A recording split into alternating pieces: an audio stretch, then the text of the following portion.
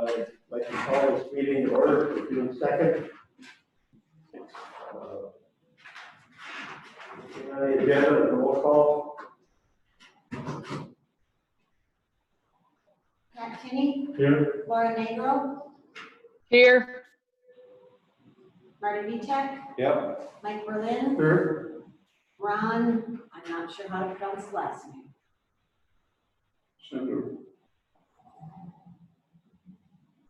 Okay, the second thing on the agenda is the election of the chairperson. Do we have nominations? Ready? Nominate Mike. And then nomination. Here. Hey, this is Laura Negro. I nominate myself.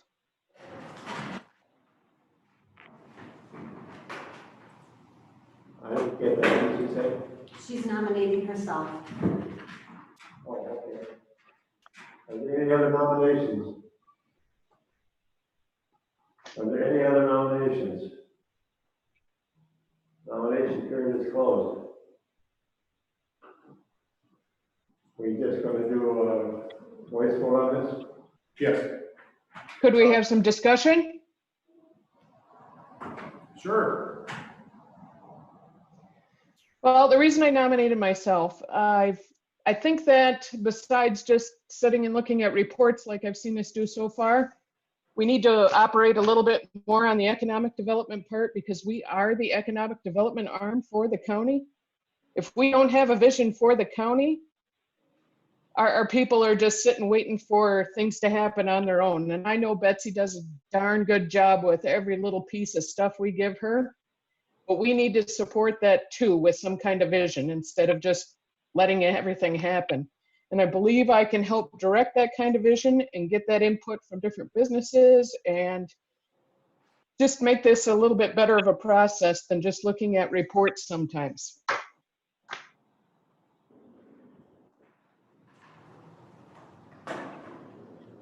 Mike, do you have anything to say? Mike Berlin. The reason why I'd like to sit as the chairman is the background experience I have with budgeting over here to Tribe and back with my previous job with the Bureau of Indian Affairs with the. I can't hear anything he's saying. Oh, this. Yeah, Yeah, it's hard to talk through the. There's just so much echo in the room. If you could get closer to the mic. Somebody can sit at the table. I mean, we can have 2 people or 3 people on the table. See, I didn't hear anything of that either, and I got a headset on. Oh, here I am. Can you hear me now? Thank you, Mike. I can hear you clear as day. Okay, the reason why I'm looking to run for chair is because of my background experience in budgeting, not only with the tribe as a vice chairman and with the background experience with the Bureau of Indian Affairs with the budgeting and in the process. So I'm hoping I can bring something to the Ashley County Board here and perhaps some future funding funds that are available out there. So that's my 2 cents. Thank you.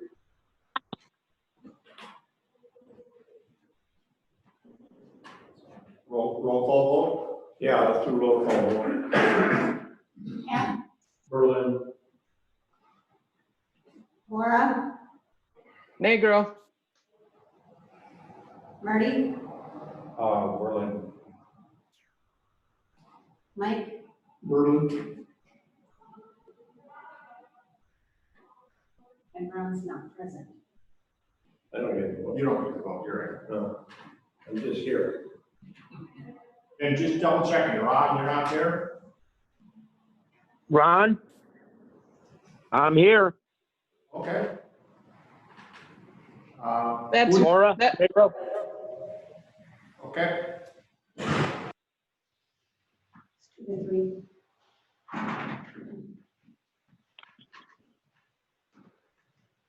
Okay, what is it? 3 for Mike, 2 for Laura. What is it? 3 and 2. 3 for Mike, 2 for Laura. Congratulations, Mike.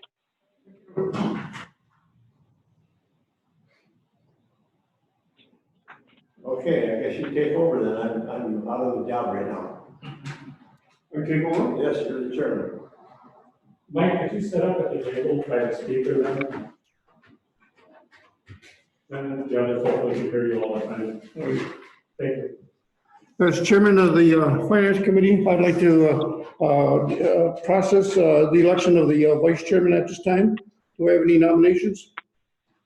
This is Laura Negro. I'll nominate myself again. Any other nominations?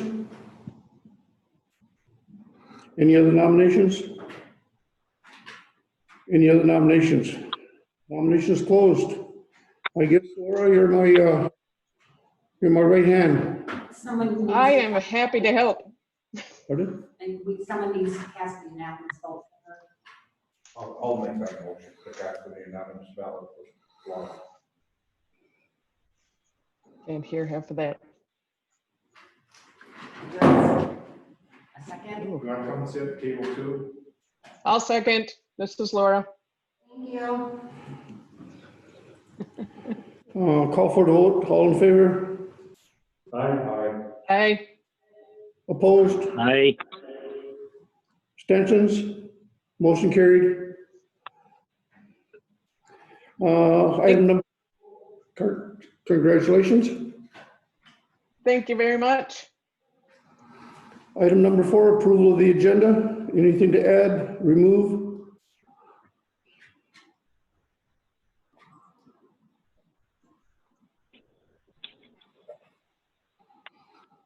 Looking for a motion to approve the agenda as presented. Will we approve the agenda?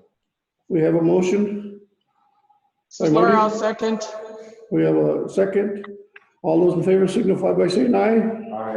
Aye. Aye. Any opposed? Abstentions?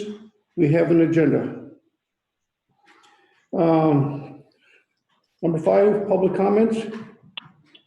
Anybody, public comment? Rick? There's no online. Anybody online? Any public comments online? This is Mike Stoffel. Should I wait and speak on agenda item number 8 or speak now? Number 8 is about the revolving loan fund, and you're speaking specifically about the Mellon project. Correct. I think we can probably wait till for you to speak on number 8, and they can ask for discussion at that point. All right, thank you. All right. There's no other public comment. Let's continue to number 6, approval of finance economic development meetings. Minute. Has everyone had a chance to take a look at these? Yep. If so, I'd be looking for a motion to approve as presented. Mike? Pat has his hand up. Yes, I'm not going to make a motion right now, but I do have a question, and I would ask that we consider a clarification here. It says that in the motion by Matt McKenzie to set money aside in the lapsing account for 2 years from the date the money is received to be used in the event of protest, this project, should this project develop with money to be used for additional costs by law enforcement. So I got several questions. One of which is, has that money by that motion actually been placed in the sheriff's department budget? Does that motion mean that or not? No, it has not been budgeted. It's just in a holding account at the First National Bank. So the related question to that is, was the motion that was made, did that include the language related to the sheriff's department? Or was that added to the motion as one of the possible suggested uses? If I remember the conversation, it was one of the possible suggested uses. And we did discuss other possible uses for that money. And that's why they decided to make it a lapsing account, a 2-year deadline. So, and I wasn't at the meeting, and we can't change what was said or not said there, but would it be accurate that what was said at the meeting was a motion to put it into a lapsing account is the actual motion? And what I'm wondering is, can we remove the part about the protest in the sheriff's department if that wasn't part of the actual motion, because there was other things suggested. That was the actual motion. It was the actual motion. So could we, now let's say administrator, would it be accurate to say that the money is in an account where the company will determine actual uses at a later date? Yeah, so in this case, my calling on this is the finance committee made a motion to move it into a lapsing account, which is under the authority of the finance committee. So they can move it into a non-lapsing account. Like the forestry has a non-lapsing account that they use. They put stumpage money in there and they use it to buy capital expenditures. The finance committee created that account. The expenditures that come out of that need to go through the budgetary process. If they're not budgetary process, we basically in February, we created, or March, I can't remember which, we actually passed, and the county board passed, a budget amendment, budget adjustment policy.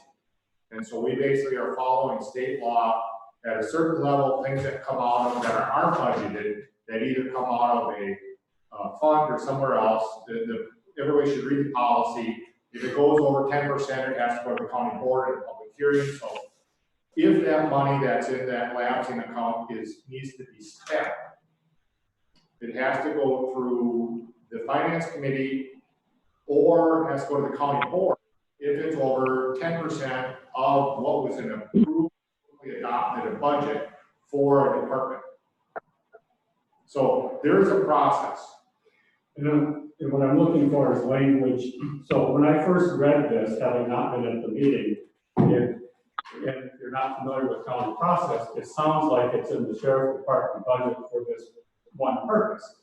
And what I'm wondering is if we can add a sentence that says, this motion did not place the funds in the sheriff department budget, and the finance committee will have to determine the use of the funds at a later date.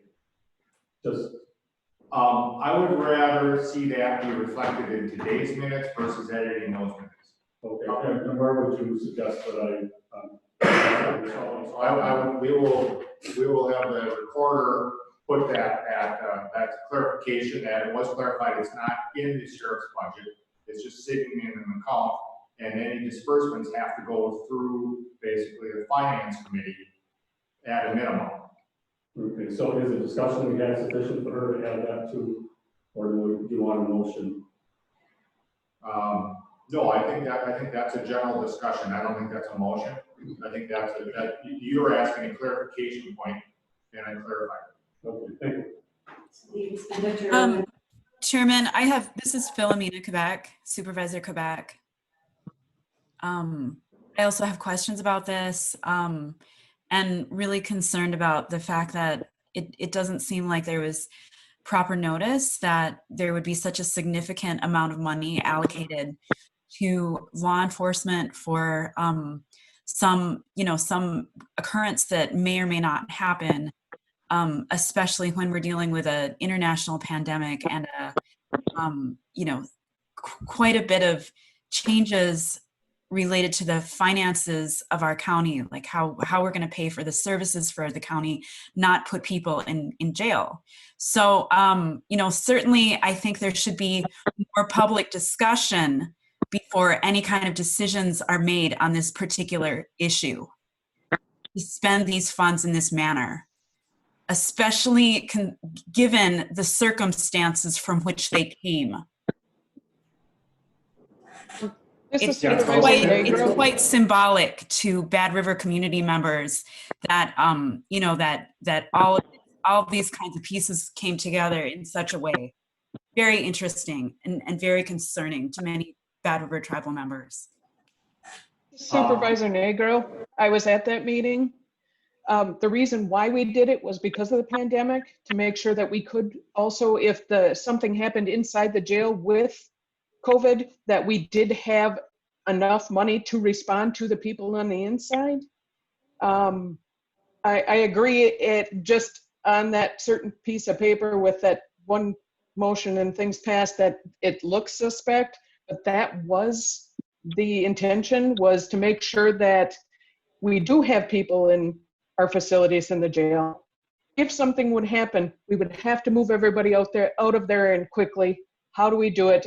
And it was put that way, so that way, if there was an emergency, they had that access to make sure everybody was okay. That was part of the discussion that we had during that. So I hope that helps a little bit.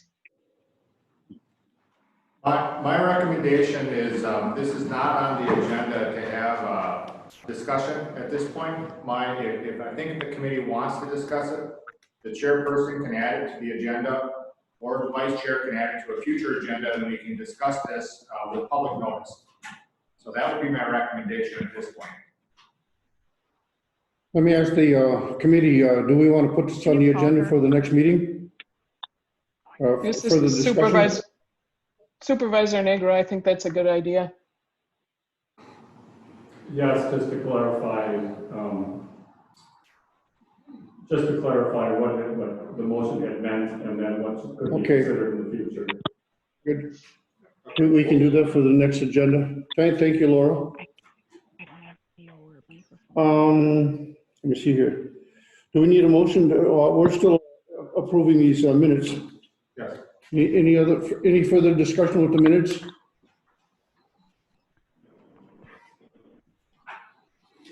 If not, I'd be looking for a motion to approve these minutes.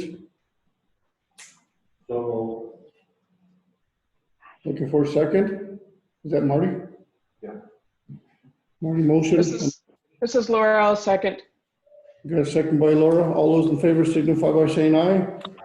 Aye. Aye. Opposed? Abstentions? Motion carried. Next item, airport future needs. We have a presenter today. Yeah, so in the packet, you can see that we basically have, I think I'm just bringing this up to date for some who are new to the finance committee. We are co-owners of the John F. Kennedy Memorial Airport. We basically, the budgetary process, we've been budgeting, right now, we're budgeting $25,000 a year towards operations, with the stipulation that if the operations comes up short, that they basically request another $20,000 to the county. And that's kind of been an understanding, I guess, that happened with Jeff over the last few years. But as we go forward, in your packet, you're going to see some projects. And so these are going to take more significant amount of money. And there's going to be, in the future, larger chunks. And if the manager wants to speak to that, I think it'd be a good time to speak towards the projects coming up. Sure, my name is John Sell. I was the former manager. I'm filling in now for Bill Moore. He is the current manager of the airport. Like Mr. Schroeder said, upcoming projects downstream for the airport. There's a I'll call it a white sheet with yellow and pink highlights and things that Julie Valueport, city finance lady, put together. Addresses costs and what those projects are. Typically, this is a moving target, if you will, with the Bureau of Aeronautics, the airport, and the FAA. We get into it later if you'd like on how funding works, but barring that, the reason that I call it a moving target is because we'll take the airport runway as a free. It's supposed to be repaved in 2013 or 14, I think it was. The Bureau made the distinction of classifying us an airport that really only needed what's called slurry seal. You may be familiar with the term.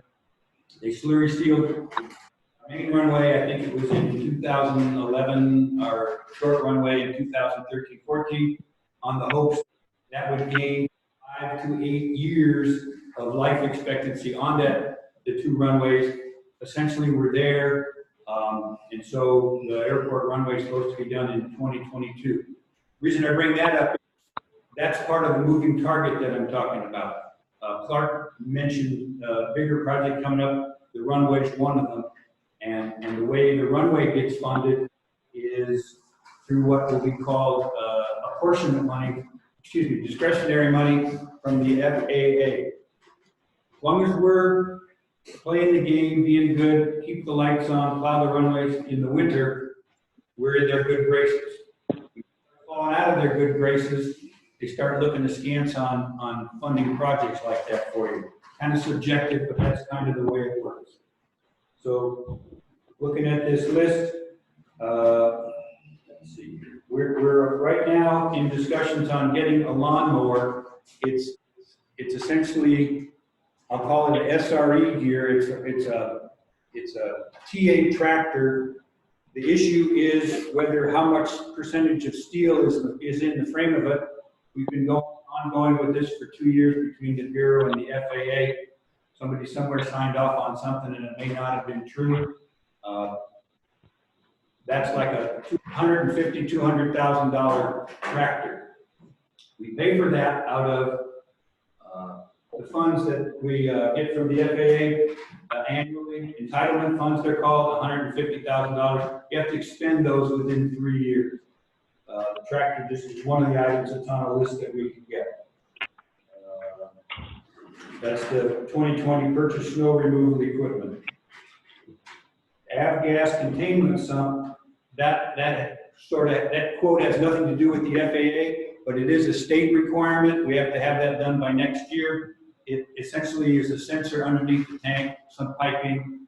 I've got 2 estimates on it. We have to get 3 reasons. That is city ordinance, as well as the Bureau of Aeronautics will help pay for a majority of that. But the estimates are running anywhere from $15,000 to $30,000.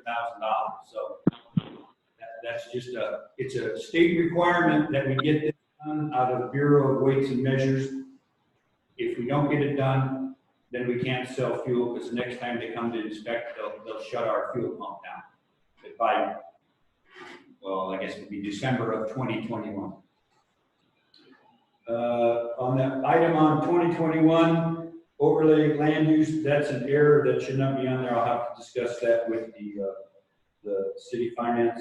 That is not an expenditure. That would be a reimbursement, but that's not going to happen either. So you skip down to 2022. There's another document that the Bureau of Aeronautics produces that shows from our engineering consultant, Becker and Hoppy out of Wausau. We deal with them. They're like the go-between between us. They're the experts on how things get done.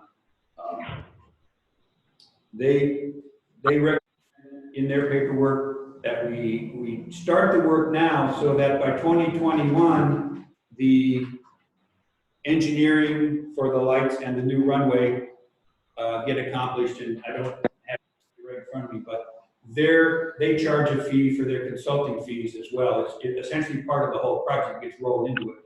But somewhere in this whole thing, it's got to be engineered before it can be built. And it's got a $4 million price tag on it. That again is an estimate. As I mentioned a little while ago, we have entitlement funds, we have discretionary funds, we have apportionment funds. Apportionment is what gets done at the end of any given year. I mentioned we get $150,000 from the FAA. The state has to pay 5%. We have to pay 5%. So $50,000 represents 90% of any given project. So that adds up to $162,500 a year. Let's say the project only cost $157,000. Well, that's roughly $5,000 left over.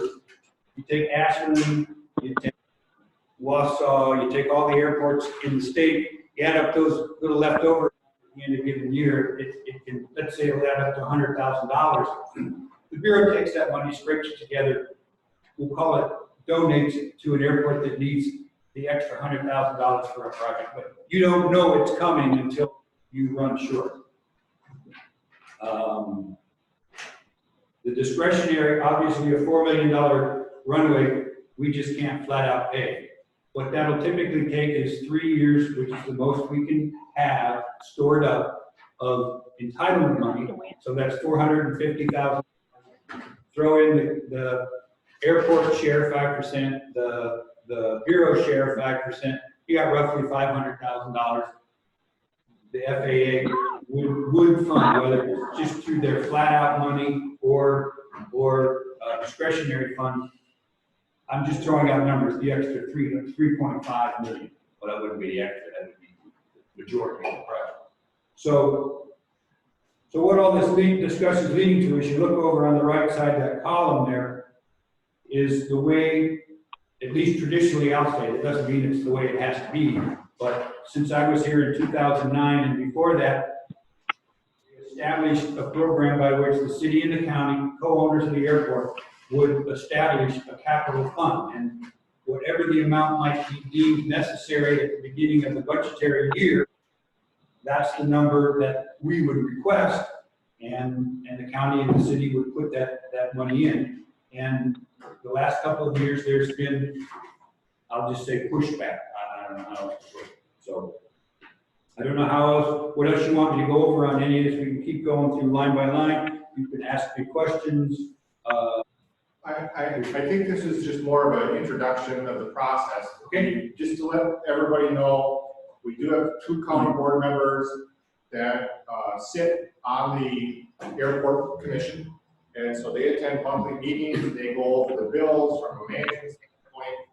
They are our representatives from the county at the airport. And Rick is one of those individuals. Thank you for serving, Rick. They're part of the budget process when we get around to them. So, and I just kind of wanted the committee to know, since some of you are new to the particular committee, this will be coming up as we start talking about budget this summer, how we're going to fund the airport and what that looks like. And I wanted a little bit of history, so when we come back and start talking about it, you understand there's stuff there that's going to have to happen. So, John, you're aware that the city changed the ordinance that they aren't able to hold cars on CLE anymore? Are you aware of that? Yes, yeah, I think I've seen that somewhere, yes. Okay. And does that affect your budget, you think? No, we routinely do crack sealing, and I will verify with the people who come what they use for that, so that we don't violate any of that. And as far as the slurry seal project, there's not much for I don't know, and hopefully we'll get a new runway before we get a slurry seal. And the same thing would happen there. We will let them know at the pre-bidding conferences and all that kind of stuff. And I'm going to assume most of those guys live in the area that do all the paving, so I will assume that they'll know the rule, but we'll certainly let them know if we'll just make a point of letting them know. The Supervisor Negro, I have a question. Now with this paving, is this something that the county can do at a better price? I'm going to say no, in the sense that Emershields informed me maybe 10 years ago that a lot of those in-kind projects are essentially no longer, whether it be allowed, or I won't say they're frowned upon, but they're just not done at the county level on the major. I wish they could, because I know he and Matt Erickson did a great job on the airport road that got built 6-7 years ago. We can certainly look into it, but it's my understanding that no county paving projects at this level for runways and things could not be done. But I will certainly take that question to the powers that be. I appreciate that. Thank you. So the question I have is, like, when we pave the runway, is that going to be like a little over, complete tear down? And No, okay, that's another good question. And again, it was advised recently had a meeting to discuss things like between the Bureau, myself, and our construction engineers. If we go with a full reconstruct, the FAA will probably only rebuild the runway at 75 feet wide. It's currently 100. There's a lot of things that you get involved with airports, and what all it is involved with the running of it, and diagrams and plans and things. One of those is what's called a master plan. Currently, we don't have one. They want us to get one. We do have what's called an airport layout plan, and that describes the runways and obstructions and things of that nature. The gentleman from Beckford Hoppe advised us to not do a master plan, because as soon as you do, you obligate yourself, you put yourself on the hook for all kinds of different things. One of them is you fall under some special category with the FAA. If we just do, I asked that question too, whether it would be a mill and overlay. It's somewhere between an overlay and a full reconstruct. They go out there and they dig up the asphalt that's there. They maybe dig down a little bit into the subsurface, but it in no way is considered apparently a reconstruct. By doing that, they'll reuse the materials, if that's part of your question for saving money. But again, I'm not sure of all the little things on it, but we will get our whole 100-foot wide runways without having to argue or pay for the difference of 25 feet. So it, long way of answering it, it will not be a mill and overlay. It will be, call it a mill and overlay plus. It will not be a complete reconstruct. And again, I can get you an answer on what the specifics of what they do is. Sure. Thank you. Any other questions?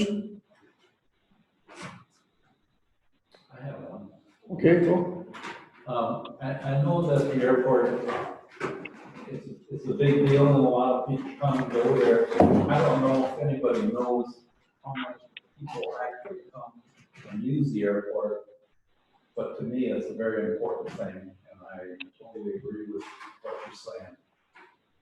Well, right now, the Forest Service is out there. Didn't know it, but they're doing controlled burns up in the Barrens. That starts, I guess, started today. They flew in yesterday with the helicopter, and a bunch of the Forest Service guys were there. So that's one thing. Right now, because Ironwood is closed, the UPS guys are flying their airplanes to Ashland. That started yesterday. They'll be there for a month and a half. They'll shut down. They'll go back to Ironwood. They'll be back here for 2 weeks or a month. Over the weekend, I don't know who they are. It's HIPAA, I suppose, but there were 3 life flight flights in and out of the airport. So, yeah, like Rick says, it gets used a lot for stuff people don't know. And we think it's a kind of a jewel up here in the Northwest Wisconsin. We like to keep it.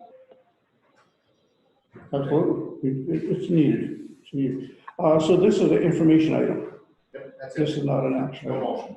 Any other questions from out there?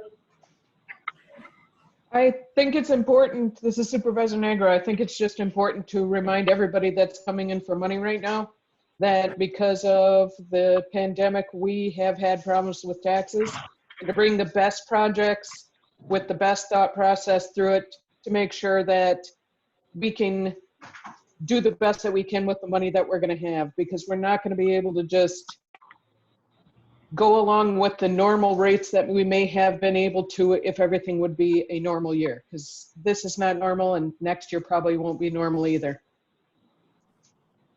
Thank you, Laura. Thank you, John. Yeah, thank you. Call me anytime. Item next, we'll close out the revolving loan fund and its uses. Yes, so the county runs their revolving loan fund, and in the packet, you can see it's made up of 2 portions. One is money that's inside of a bank. We have people are continuing to make payments to this, roughly $412,000 now. If everybody makes current payments, we expect to get somewhere around $440,000 into that bank account by the end of this year. And then there's $250,000 basically of outstanding loans that people are coming in. The federal government is closing out this program. They notified the county last June that this program would be ending, and we have to either turn the money back into the state. Well, we have to turn back the money to the state, but we have the opportunity for a non-competitive project if we want. And this money has to be used for a low to moderate income project that's available to the public. It has to, be in the public interest, and it's a 100-page application process. So in talking with the state, I'm presenting you with 2 choices today. One choice is to basically utilize it on County Road N, which we have to mill and overlay anyway. We're going to spend that money regardless. The second opportunity before you is a community center in Mellon. And Mellon wants to put up a $600,000 community center. And we would basically, if the finance committee wanted to go that direction, what would happen is Aaron's and Associates would fill out this application. They would basically work with the state. As we turn back the money to the state in January next year, then they would grant, the state in turn would grant the money back to the city of Mellon or grant the city back to the county for the projects. Either way, we have to turn the money back in. There is a possibility for receivables to be defederalized, and basically the $250,000 we could bring in, but the state wouldn't grant it back to us, all of it. They basically would only grant us less the amount that was forgiven or the loans that went bad since 1993. Staff haven't had the chance to look back and doing that. Staff memory is that it's probably very limited. We've had two significant over $100,000 write-offs, so I don't know if there'd be much money left in the receivable. So for all intrinsic purposes, I'm just recommending this committee make a recommendation on the the expected $440,000 or whatever the bank balance is on December 31st. With that, Mike is here from Aaron's and Associates from the city of Mellon. If you wanted to speak a little bit about that project. Sure. So speaking with Joe Barabee, the mayor, and Becky Scribner, utility clerk, and I believe they're on the phone as well, so they can chime in as necessary as well. But the city has identified the need for a community center for the region for quite a few years. And when these funds, I guess, came up, or the potential for these funds came up, they really looked at it harder and have a place identified within the city that they could construct a community center with kitchen and banquet facilities so that it would benefit not just the city of Mellon, although that would be the primary benefit, but also the townships and residents that surround the city, because it would not be just open to city residents. It can be open to anybody that would rent that particular facility. But they have a site identified on Memory Lane, and it's owned by the city, fully serviced with sewer and water, and has adequate parking available. So they have a site that is basically shovel ready to go if the county were to afford these funds to the city for a community center. We did do, in anticipation of the Highway 13 project, we did do an income survey of the city, and the city is roughly 58% low to moderate income. So they do qualify for these funds. And that's one of the national qualifiers that, as Clark mentioned, the area serviced has to meet that national objective of at least 51% low to moderate income. The other thing with a community center, and I realize everybody's budgets are tight, no offense to Matt and the highway department, they've got needs as well. But a community center has the ability to benefit people in a very visible way and for a much longer time frame than typical asphalt lasts on the roads, especially our northern Wisconsin roads. Seems like we put it down and it isn't too long and we're already looking at having to redo it again. So a community center has the ability to last for decades. And it's something that people can see, touch, and utilize and be a resource for people to gather.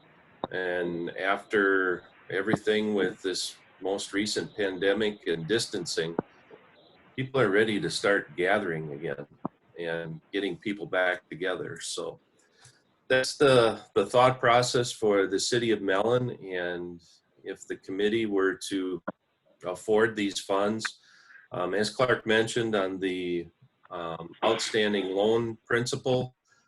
We'd have to do our homework as to how much of that, if any of that, is accessible or realistically accessible.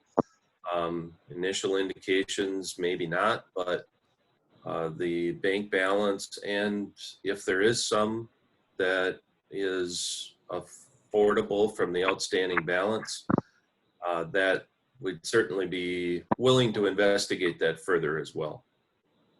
Well, Mike, this is the chair. A couple of basic questions I have. You're saying that this lot over there that you have in Mellon is a shovel ready. So what you're saying is pretty much all the permits that's needed to put up a building there is in place. And The only secondly, permit we'd have the only outstanding permit we would have is if we disturb more than an acre of land, we'd have to get a stormwater permit from the DNR. But this is an existing platted subdivision with a road and sewer services stubbed into it. So yes, it's ready to go. So this is going to be a brick and mortar building. This is not going to be one of those pole building type kind of things.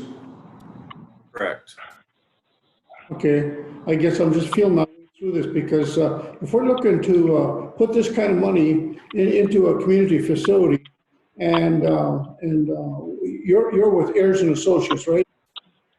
Correct. Yes, I represent the city as their engineer. Okay, and I'm just trying to feel my way through this so that I have a little bit of background experience myself, not only in roads but building construction as well. So for the people on the board here, I just want to have a plain on the same page, so that if the finance committee here did want to go that way, we would have the information to vote for appropriately. And the question I have for Clark here is that if we have $440,000 and this community facility is going to cost like $250,000, $250,000, more or less. I thought Mike said it's gonna be $600,000. Yes.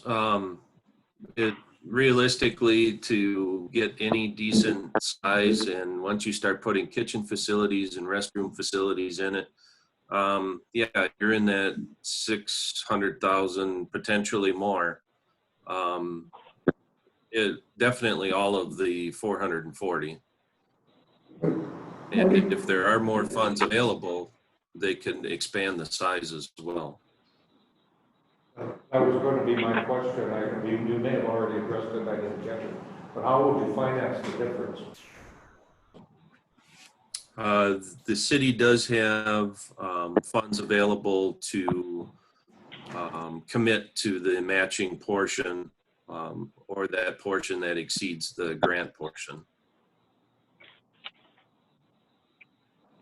This is Supervisor Negro. Clark, since this is a community project that's being presented to us, has other communities in our county been told that we have this funding, and if they have projects that they could bring things forward? Because, while I love the idea of a community center, Mellon has gotten a little more attention lately and has some funding where there's some other outlying areas that could possibly use some of the help too. No, we haven't put out a public notice or RFP. In fact, I've talked about it a couple times in meetings, and that this would be done. They just happen to be paying attention. As far as bandwidth, it has to be something that if who's going to do it, they have to be able to answer the questions, have their own engineers, figure out the surveys, do the income limits, and it has to be approved by the state by basically December. This is something that should have been started last summer. Basically, the state let us know in May of 19 to start this process so people could do this. I'm not aware of any other shovel-ready projects that could be approved by the state by December. That being said, my recommendation is on the road, and here's why. We basically every year through our debt levy, we're taking on an additional $520,000 of debt that we're imposing upon the citizens every year to replace and repair roads. And we're gonna do that regardless, because we have to stick to our road schedule. As you know, if you don't stick to your road schedule, you eventually go down the path of graveling your paved roads. So it's not an option to say we're not gonna redo our roads. So the question for this committee is, you're basically gonna impose this same $400,000 on the citizens if you don't grant it to yourself. And so you would have the opportunity to be able to not impose that tax on the citizens if you granted this money to yourself for the roads. And I know that that would not be good for Mellon or for anybody else who had a project, but that's, you know, given where we're at, the finances coming up in the next couple of years, I'm thinking that we're going to have less money available. And if I don't have to impose that $520,000 every year on the citizens, it'd be beneficial. Agreed. I see Betsy raising her hand, and I would like to ask her kind of the same thing that I just put out to you, if there was her ideas on this. Yeah, thank you for recognizing me. This is Betsy Harries. I'm the Executive Director of Ashland Area Development. And Clark and I have had some conversations when the pandemic started to become a pretty obvious obstacle and challenge to the community. The fact that we had several $100,000 sitting in a local bank account that we would be turning back to the state and then applying for as a grant to be able to complete projects. It really got my attention because I knew that there was going to be a lot of damage done to our local economy and to local businesses. And so I reached out to several different agencies and some of our legislators, including Senator Baldwin's office and the Department of Administration for the state, to see. I didn't want a clear understanding of what the rules of the closeout program are. I understand them, and the way the closeout program is written right now, the projects that Clark has introduced are projects that fit within the closeout program guidelines. My question was, would it be possible to change those guidelines so that Ashland County and the other 40 different local governments across the state that had revolving loan fund programs that were being closed out at the same time, if there was a way to change the rules to give more flexibility to all the local governments for using that money. And we were involved in a couple of phone calls. We have a binder that has. And so what really came out of those conversations with the legislators and basically the legislative staff, was that it could be possible to change the rules. It would take basically an act of Congress, which means it would probably become part of the next CARES Act, the next phase of the CARES Act, but that the legislators weren't going to attempt to change the rules unless one or more of the local governments throughout Wisconsin would request it. And so just based on AADC asking for some consideration for that, we received letters back saying that AADC couldn't represent any request to change the law, that it would have to come from a local government. So it's possible, but it's probably not probable to do that. If we were able to be successful in the state of Wisconsin changing those rules, then those 40 different municipalities, local government units that are having their revolving loan fund accounts closed could possibly get more flexibility in how to use that money rather than just these two projects that we're talking about. But we're talking about a significant amount of effort that would have to happen and a lot of things to fall in line with the federal government and our legislative offices to make it happen. So I'm just bringing that out. I hope I'm not stepping on any toes. I just want to make sure that that's very transparent, that we have had those conversations to see if there were other ways that we could change the rules, not just try to find projects that fit within the policy that stands right now for closing out the revolving loan funds. Thank you, Betsy. Thank you. Ron, do you have something? I see your light going on and off. No. Oh, okay. We have a question here.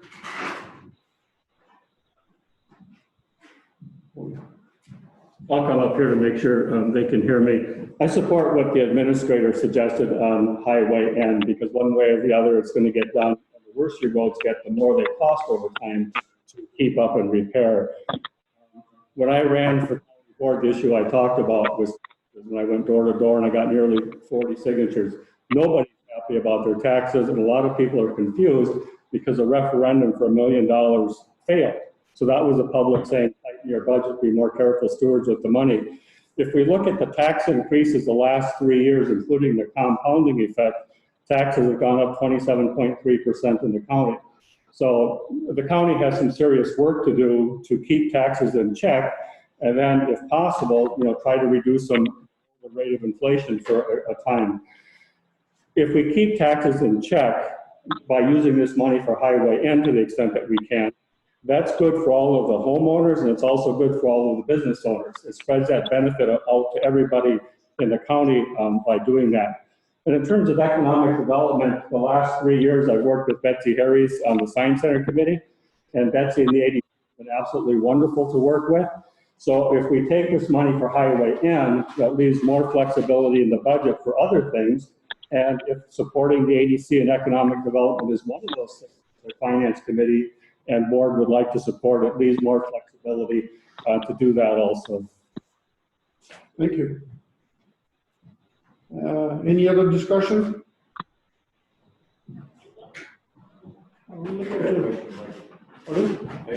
Okay, sure, Dick. I guess this is for Clark. Is there any possibility that money somehow could be split up with the Mellon project, or is this highway you're talking about going to eat all that up? The highway will be more than that. The highway is actually over $500,000.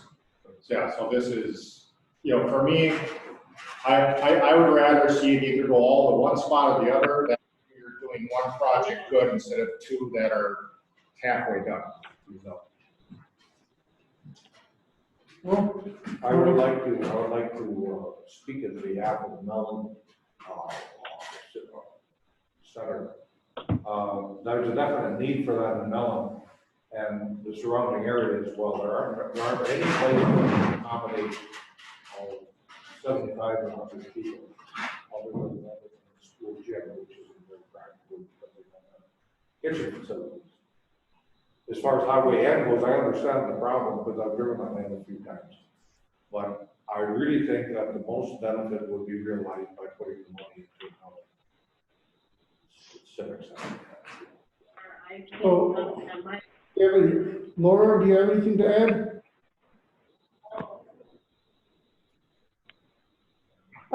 This is Laura. After listening to this, I do agree with Rich, and I think that if we can use this to make sure that it keeps our budget a little bit more in check and use all of it. I understand I'd love to have a community center, but then we're poking down to 1%, one certain population of people. But at least the 400,000 would help with other projects, and yes, give us some flexibility. And we don't know what this next couple of years is going to bring yet. I think that seems to be the most prudent way of doing it at this point. Thank you. Are we in, if there's no other questions, I'd be looking for a motion. We have a motion by Pat Kenny. I'll make a motion to use it for highway end. We got a motion by Marty Vitek for highway end.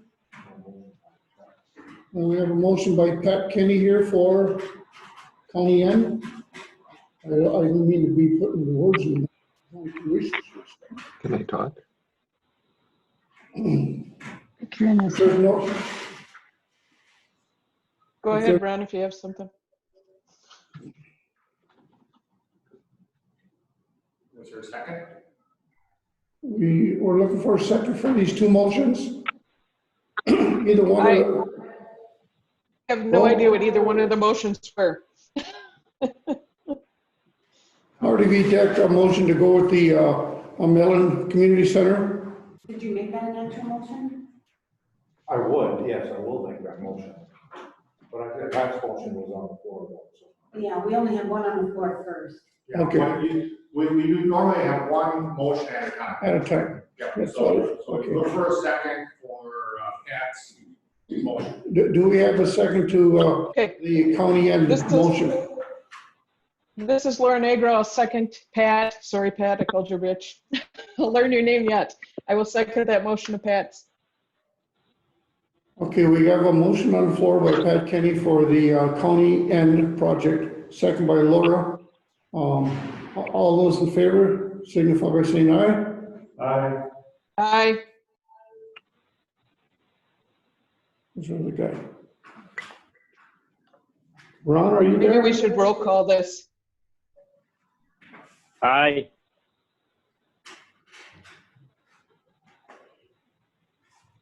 I have 3 ayes. Do we want to roll call or we want to roll with that? 3 ayes. You know, on Zoom, it'd be beneficial for a roll call, I think. All right. We're going to back up a second here and do roll call. Thank you. Pat, Yes. Laura, Yes. Marty, No, Mike, Yes. Ron,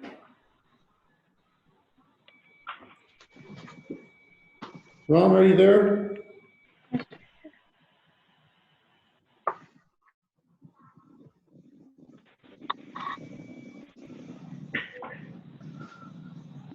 Ron, are you there?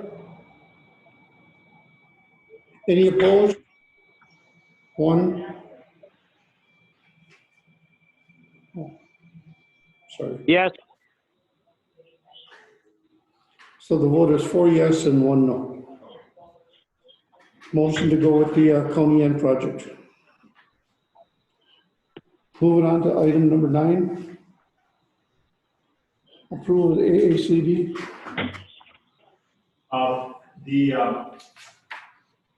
Currently, we utilize economic development funds. We send to AADC. We give it to them on a quarterly basis, and they're making a request for their quarterly payment.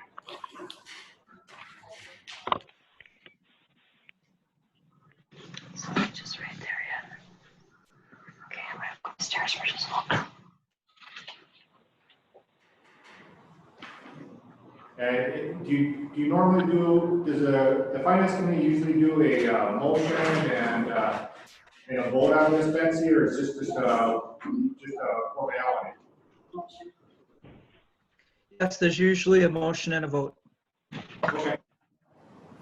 Is there any discussion? I have a question for Betsy when we get convenient. Yeah, let's get a motion and a second and then go into discussion.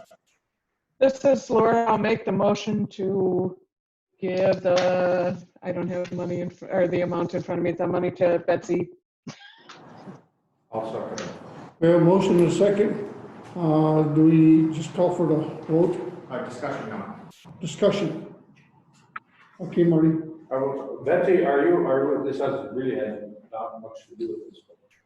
Are you aware of any small businesses that have gotten any money from the feds on that $1 trillion or whatever loan thing they were doing? Are you aware of any that received dollars? Did you hear that? No.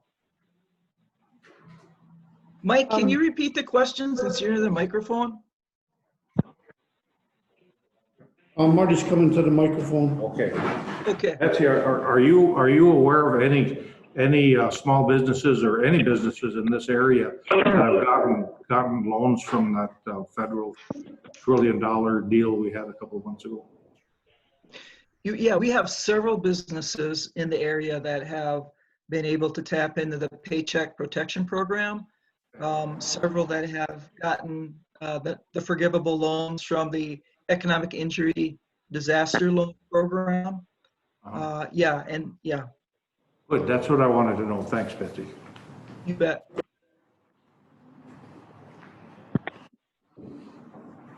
Any other discussion? I'll call for the question. All those in favor signify by saying aye. Aye. Any Aye. opposed? Abstentions? Motion carried. Thank you. Next item, approval of transfer funds in forestry. This item is in relationship to, I talked about earlier, that forestry is buying pickup trucks out of their stumpage not lapsing fund. Normally, they put $5,000 a year into it, and then the years they buy the pickup truck, they take it out. It never was approved at a budgetary process as an expense, and our new budget amendment adjustment policy states that if it's not budgeted and it's over a certain level, it has to come to the finance committee. In this case, in our process, we need to basically have the finance committee move a transfer of $29,000 from their non-lapsing fund into basic capital purchases for pickup trucks. And we'll need a motion. I move we do that. Is that what you want your motion to read? Yeah. That you- That's I'm gonna do it. No, that we approve the transfer. The 29, you want to specify the 29,000? Ron, you got something? We have a motion to go 9,000 transfer. I'll second. We have a second. Any discussion? No discussion? No. Who said yeah? Ron. What you got, Ron? I'll call for the vote. All those in favor signify by saying aye. Aye. Aye. Opposed? Abstentions? Motion carried. Thank you. Oh, this is ridiculous. Aye. Sir. We're on item number 11, highway surplus scrap metal. We passed, in February, we passed a surplus material policy and procedure. Lori's been working on that now. You can see in the courthouse, we have a bunch of filing cabinets and desks downstairs. Other departments have stuff like this.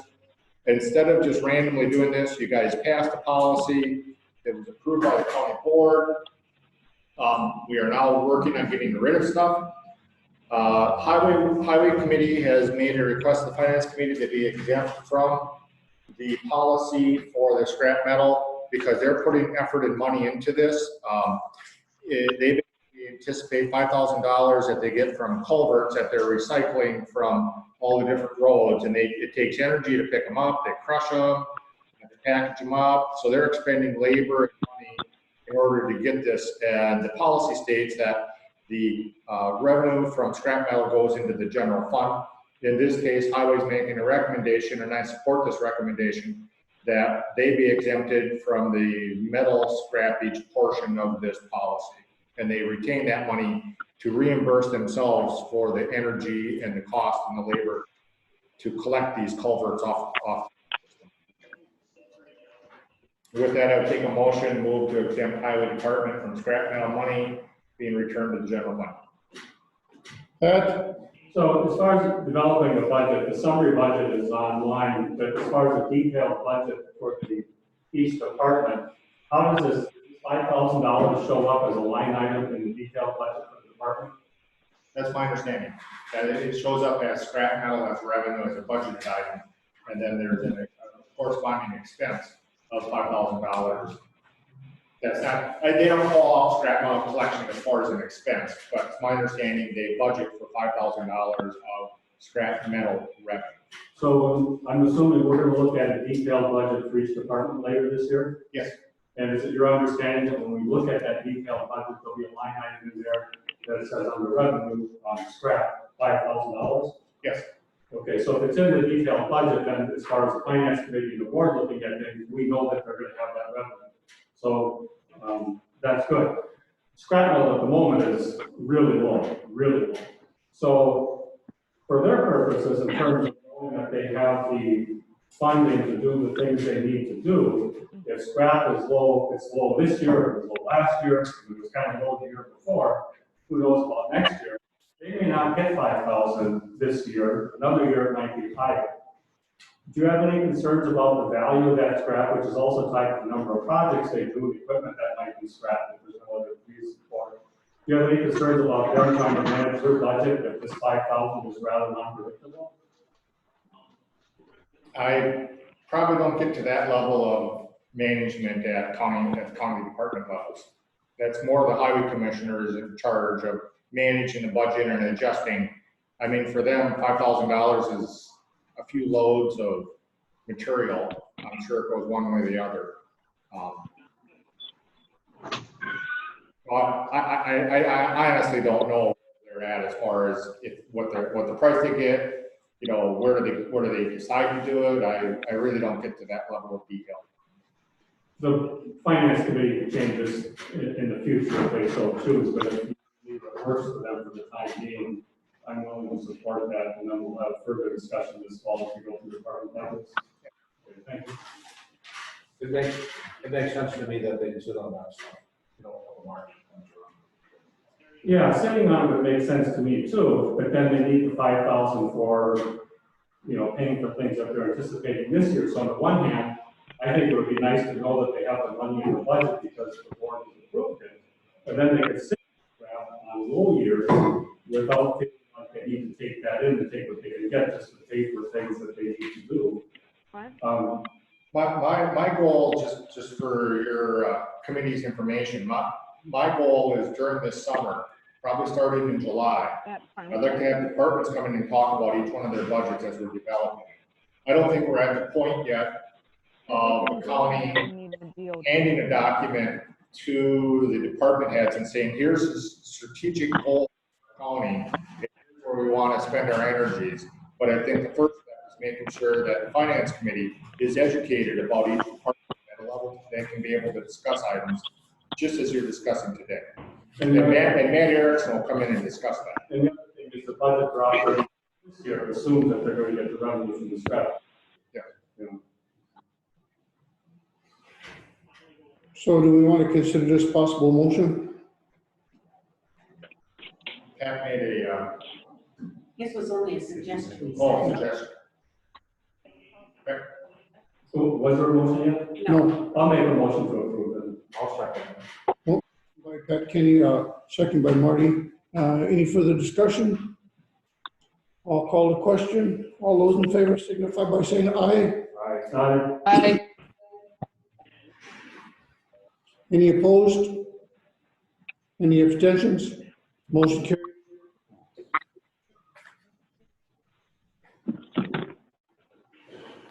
New economic development, CARES Act recovery assistance.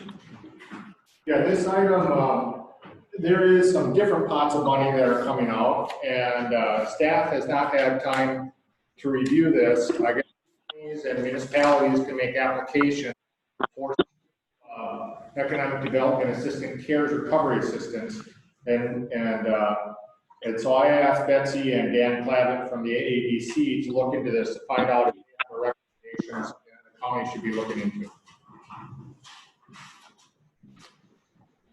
Does the person who is running the Zoom meeting right now have the ability to let me share a document from my laptop? Jen?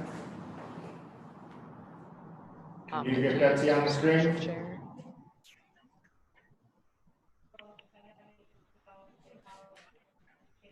Yeah, Betsy, you should just be able to hit screen share down at the Okay. bottom. Unless, no, Clark, I think you have to shut yours down first. Okay, that sounds good. That does make sense. I have to stop sharing before she can share. Yep. Okay? I'll try that.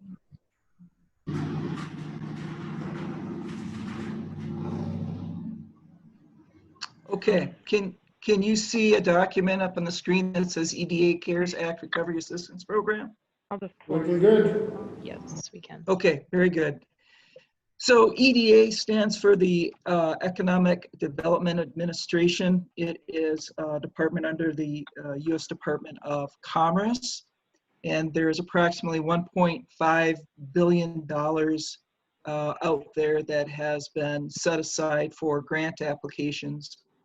Every community in the country is considered eligible, and this is in response to the COVID virus and how it's affected communities, the economies of these communities. So the county as a government, every city, every town, here, if you can see my cursor here and what I've got highlighted, eligible entities are Indian tribes, state, county, and city government, nonprofits, especially those that work with local governments, institutions of higher education, and consortiums, including 2 or more of the above. So definitely Ashland County fits into that category. I want us to go down to this area right in here. Okay, so what I just highlighted talks about what types of projects, what categories of projects that the county would be eligible to apply for. It's very, it's not very specific, let me say that. So you have to be able to present your project in a way that you can compete with other people, with other organizations that will be applying for this money, because this money is competitive. So let's go over this really quick. The application must show a strong link to projects that prevent, prepare for, and respond to COVID-19, or respond to economic injury caused as a result of coronavirus.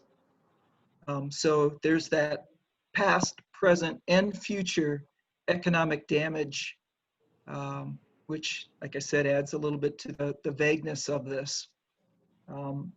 Here's some more examples of projects that EDA may fund, include economic recovery planning and preparing technical assistance strategies to address economic dislocations caused by coronavirus, preparing or updating resiliency plans to respond to future pandemics, implementing entrepreneurial support programs to diversify economies, and then that third bullet, constructing public works and facilities that will support economic recovery, including the deployment of broadband for purposes including supporting telehealth and remote learning for job skills. So as you can see, those are pretty big buckets. You're gonna have to, if you want to apply for this money, you're gonna have to narrow down projects and decide on one that will fit into one of these categories. When it comes to funds that you would need to come up with, you're going to have to come up with 0 to 20% of the project. You can see this next part I'm going to highlight, because the EDA will fund at least 80% and up to 100% of the projects. That's based on the need, availability of tax revenue, and the impact of coronavirus on Ashland County. Okay, the best way to approach this would be to talk with our local representative or regional representative, who is Susan Brehm in Chicago, and talk over potential projects that the county might want to have funded through this grant. And she can advise us as to whether we're going down the right path or not. We are not eligible for a non-competitive grant application, unfortunately. The county is only eligible to compete for that $1.5 billion. There are no minimum or maximum grant awards. So There's not a cap on how much you can request. There are no application fees. The goal of EDA is to make a decision on every application within 60 days of receiving it. And I've also included a couple of other links here where you can get some more information, including a 20-minute pre-recorded webinar that has a lot of good information on it. And that last bullet there is a frequently asked questions flyer on this program. And what I'll do is I can send this document, which AADC put together, I can send this to Clark, and Clark can distribute it to all of you. That's as brief as I can get on this particular program. And as with a lot of other programs that have come out, and there have been a lot of programs for individual businesses and for communities, they tend to change. They come out with the guidelines, and then they find some wrinkles in it, and then they have to change to keep up with the challenges. But as of what we know right now, this is the EDA CARES Act Recovery Assistance Program. Any questions? At the present time, Betsy, this is Mike. Do we have anything in the queue that we may be looking at? Can you ask that question again, please, Mike? Is there anything that we have in the queue that you may want to bring to the Finance Committee? No. No. And as far as economic development, I mean, you see how vague these guidelines are right now. I think you're going to need to be kind of creative about how you would spend the money. Not to say there isn't a great need, but the fact that there's probably need in several different areas mentioned in these categories. Narrow it down to one, and work very hard with Susan Brum in Chicago to make sure that we get in an application that can be competitive. Do we have any other questions from the board? The audience, yes. Betsy, could you email that document to Clark so he can share it with us? Say that once again? Kenny is asking that if you could send that document to Clark so Clark can share it with the group. Absolutely. I'll send it right now. Thank you. Are you aware of any other municipalities in the Chequamegon Bay area who are actually making applications for this particular program? I am not aware of who is, but I have no doubt that there will be many applications going in. Is there a deadline?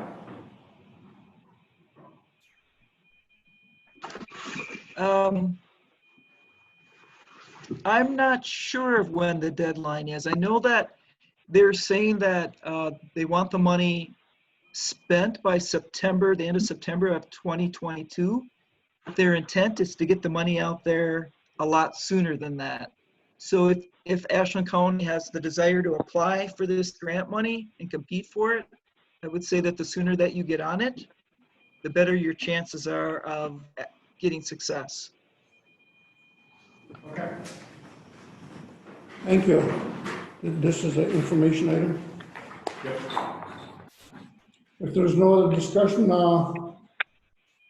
is there any other discussion? We'll move on. Thank you. Sales tax report. I'm going to screen here.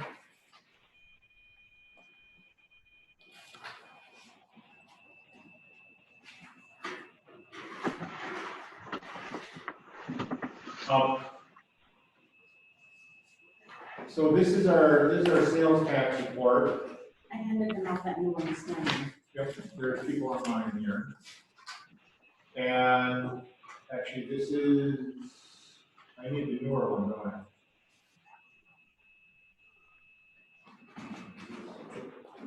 Is that May? I need to get the May one up.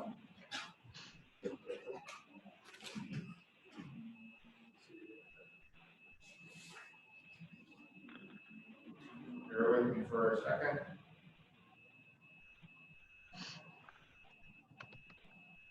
All right, I can't find it right off the top of my head.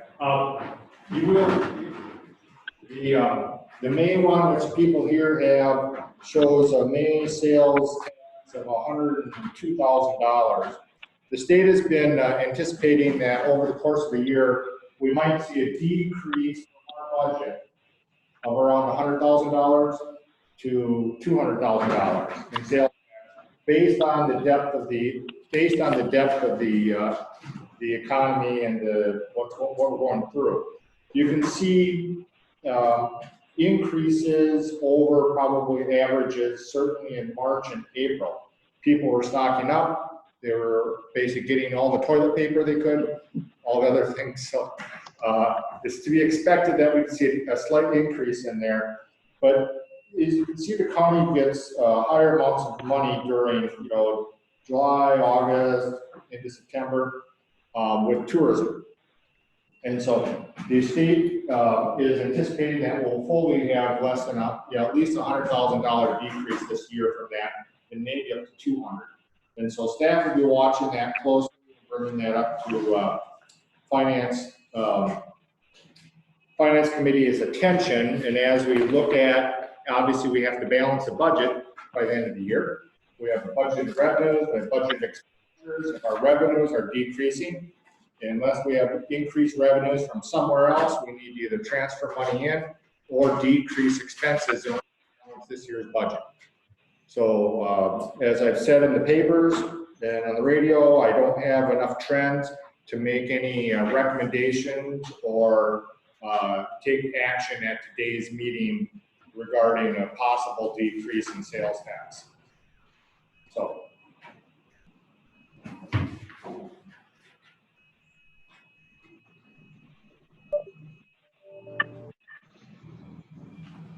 So there isn't any motion for that. Any comments or discussion?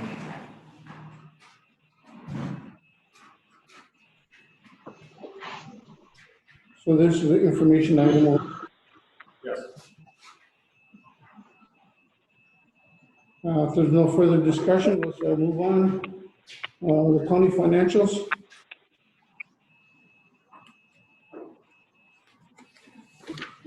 So in your packet and online is the financials, and in here you'll see general ledger accounts, you'll see revenue analysis, and then you'll see basically a summary of the expense analysis, because if we gave every single dollar that went to the county, the page would be hundreds of pages long. So here's your expense. And then that goes on and on and on. Towards the bottom here, this is our investments. So the bottom document are the investments and the individual accounts that we have set aside, and you will see in here, it's hard to read with this.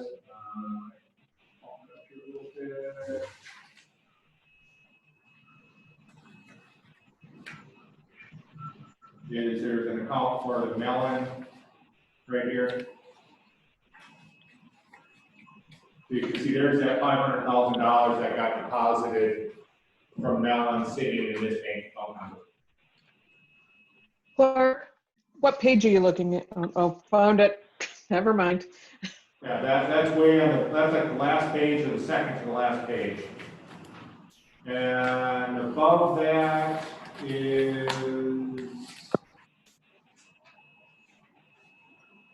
I think these are going back to expenses. So with that, basically, this is an opportunity. We have our finance person here, our accountant that came in to commission. And if you have questions about this particular document, he is here to answer questions.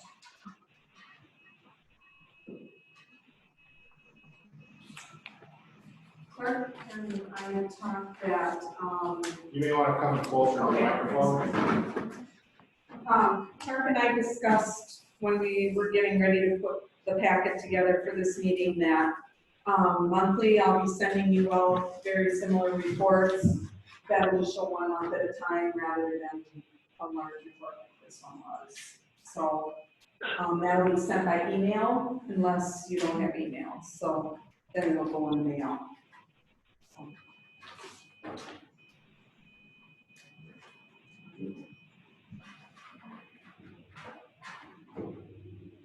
Anything else?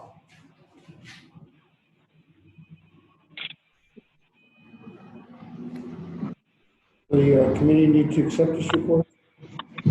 Motion, information only? Just information on. Any further discussion from anyone? Mike?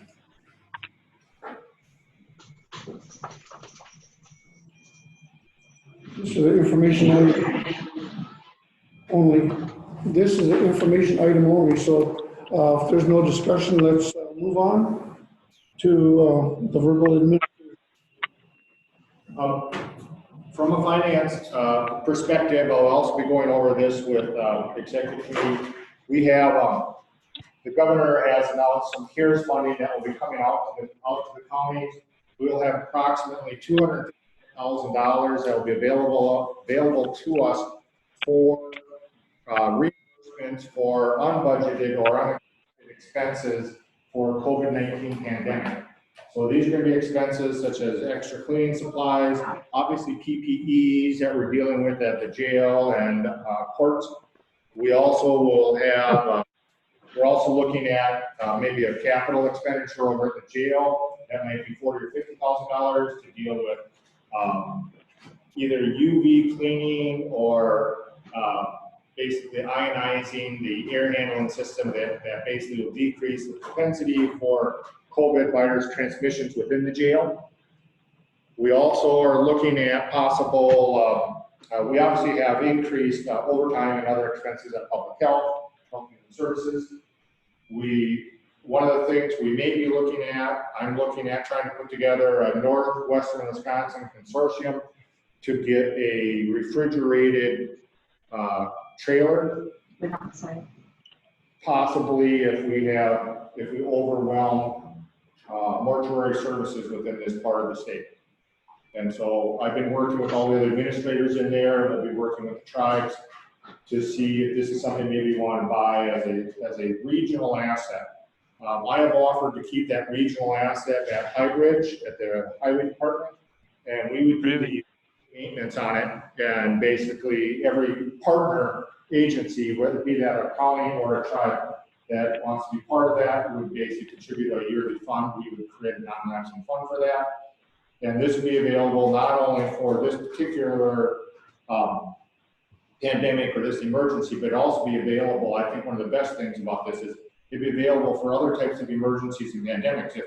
If we have a city that has a water system that goes down and we need to store water, if we have long-term electrical losses and we need to store food from an emergency standpoint, this would be, I'm looking at a 20-year regional asset for this part of Wisconsin to try to be prepared in case something happens.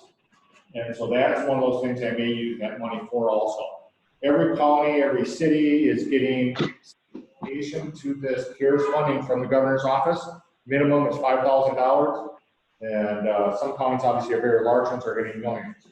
So we will be keeping you abreast on those items as we go forward at your next meeting. We have to spend the money and turn it into the state by, I believe, November 1st. Any funds that are not allocated by November 1st will be remained at the state. They don't send us the money, it'll just stay at the state, and the state will reallocate it to hotspots or other areas of COVID-19 influxes. And so it behooves us to try to, not only reimburse ourselves for time that staff is spending specifically for this particular pandemic, but also for supplies that are directly related towards this. I think from a financial standpoint, that's my update. Thank you. Any questions? Yeah. Do you have any idea of how available refrigerated truck would be either to purchase or to rent on short notice? Yeah, so we have a whole packet of information as far as the trucks. If you were to short notice a truck, you're purchasing it anyway.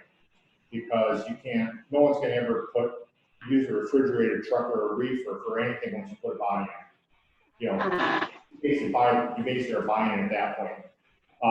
Part of the issue is it may take you a while to figure that out. And the county administrators in this north part of Wisconsin, we feel it's important to have something that's already on site, so within 5-hour notice, it can be moved to a new location.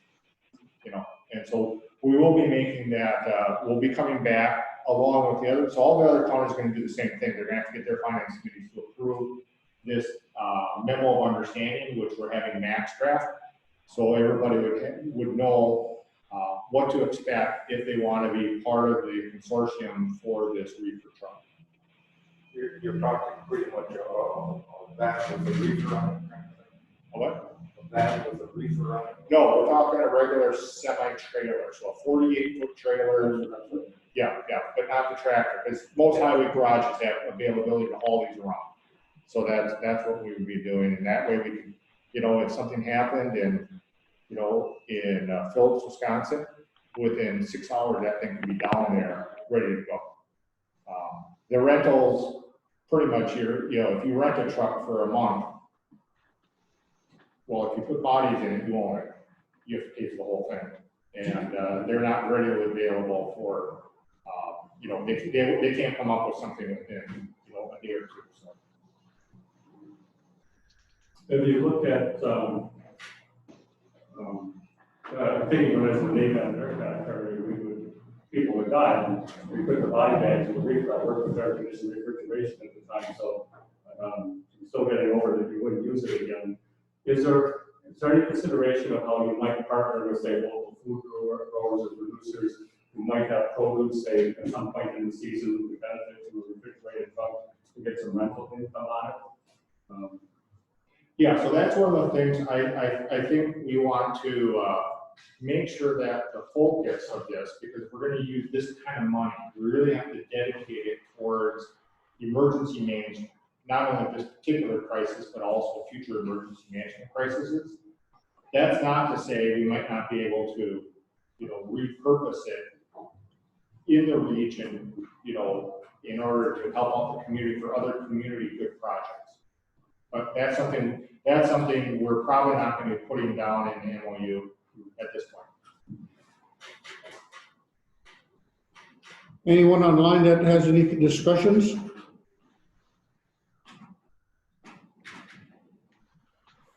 Thank you. Let's set a meeting date for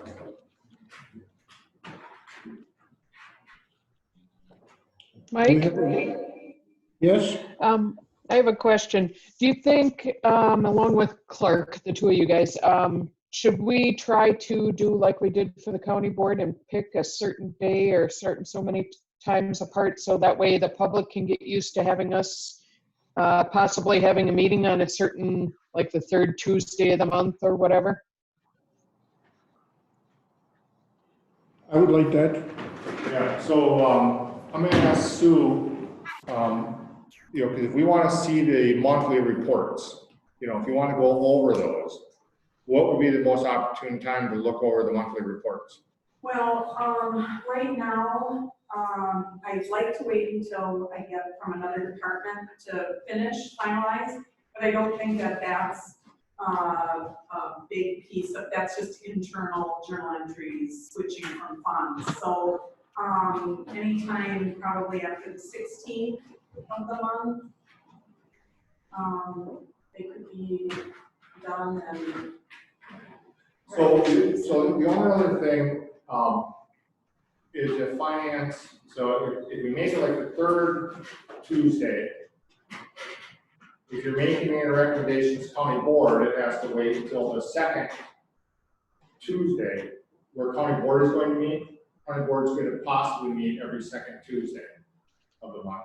The finance typically used to meet towards the last week of the month, wasn't it, Maureen, usually? Yeah. Okay. So they met like the fourth Tuesday of the month. So.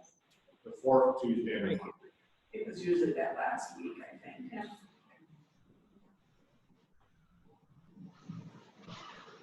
All right. If we did that, we would have another meeting on the 30th of this month, or basically we would wait until the 30th is Thursday. Huh? That's on Thursday. Did you say Thursday? Yeah. It'll be the 28th.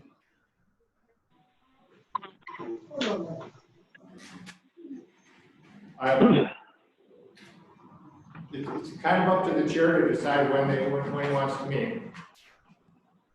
I'll pass it on to the committee because we need to make it available to the new folks that are available. Let me ask you this, I did 8 years on the city council. When I first got there, they were going through all the financials every month.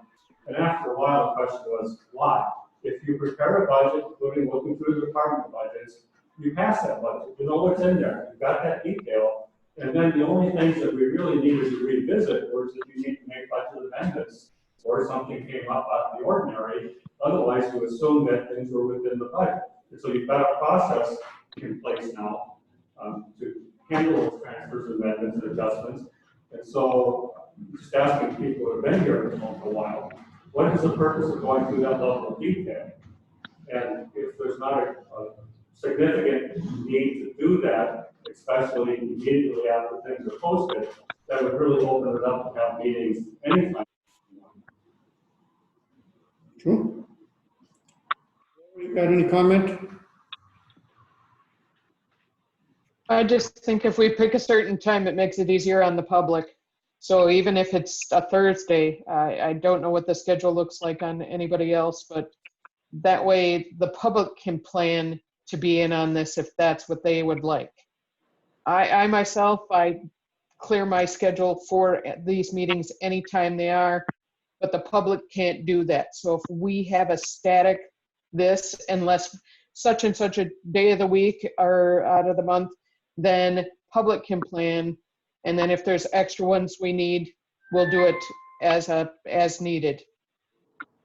So we're Just looking like at the, Maybe we just stick with what they used to have. Possible meetings would happen the last Thursday of every month. And that's what That sounds fine to me. How do you handle November, December with meetings late in the month? Yeah. Well, typically, or the way the finance committee used to do is that they would sign vouchers for payment. Now Clark is doing that weekly. And they would also sign the county board vouchers, and Clark is also doing that. So, you know, if the financials get sent out monthly, maybe you don't need a monthly meeting, maybe every other month. Well, like you said, you know, as needed. Yeah, I think we would do the same thing we did the county board. Or we basically said, if there's going to be a meeting, it's going to be the second Tuesday of the month. Now, we're not going to have a meeting next week. Dick and I talked about this yesterday. There's not enough information that we need to get the county board together, so we're not going to meet. But we have reserved this space and we reserve time in case we need one. So maybe we just say we'll reserve the last Thursday of every month for finance if we need to meet. if we need to meet. And then, you know, because I anticipate, you know, especially probably making sure for sure in July and August and September, because we're going to be developing budgets. And I would anticipate longer meetings because I'd like to have, if the committee chair wants this, I would like to have individual departments come in and talk about their budget so you can answer questions. You know, so for sure then. So why don't we just do that? Last Thursday of the month. Last Thursday of the month, possible meetings, and if we are scheduling one, proper notice will go out. I think that sounds good. Thank you. Okay. I have one last order of business. Could I ask you also, at some point when you make a decision, if there's not a meeting, could you also let us know that? Yeah, so like Dick and I just talked yesterday about this, so I didn't get a chance to touch base with Heather to let her know the county board was not scheduling a meeting. She sent something out already. Did she send something out? Okay. Great. The last order of business, Motion to adjourn. we have a motion to adjourn. Do we have a second? Second. Seconds. All those in favor signify by saying aye. Aye. I.